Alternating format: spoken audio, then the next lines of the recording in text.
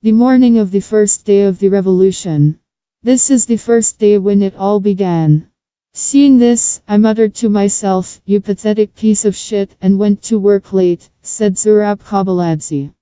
Then I almost went every day and watched it. I was wrong, as the participant of the protests on the Maidan stood in defense, and also took photographs.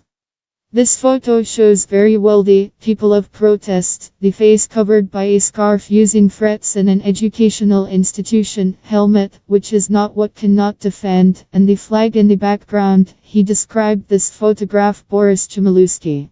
At the time of the protests he was 18 years old. Now, after so many years in a relatively peaceful life, amazed how calm and confidence in the victory we ran between the bullets on the burning barricades, it is not fear of death, says the guy who provided medical assistance to protesters. It was the 18th February at the Institute, around lunchtime. I went there this morning with friends from the student assembly, and when the security forces went on the attack, lost friends and just photographed what I saw, tells the story of his photo Grigorchik Yaroslav.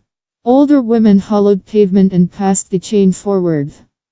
Side of the burning truck blocked the side street, and it was then that I noticed an old gentleman who, without arms, without masks, without helmets and with only a picture in his hands, walked forward. With one hand on his picture was a picture of eyes with the caption, "See your deeds, man." And behind, "You're beautiful.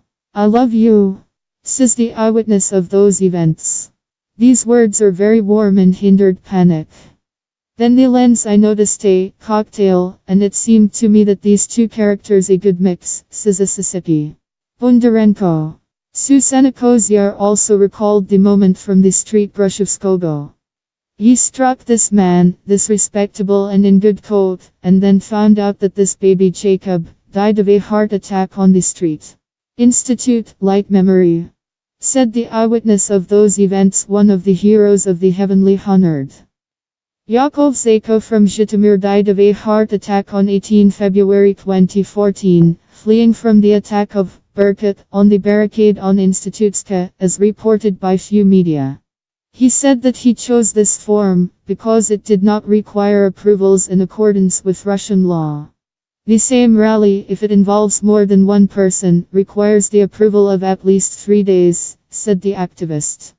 People at the institute were many, so I wanted to believe that Berkut will not go on the offensive.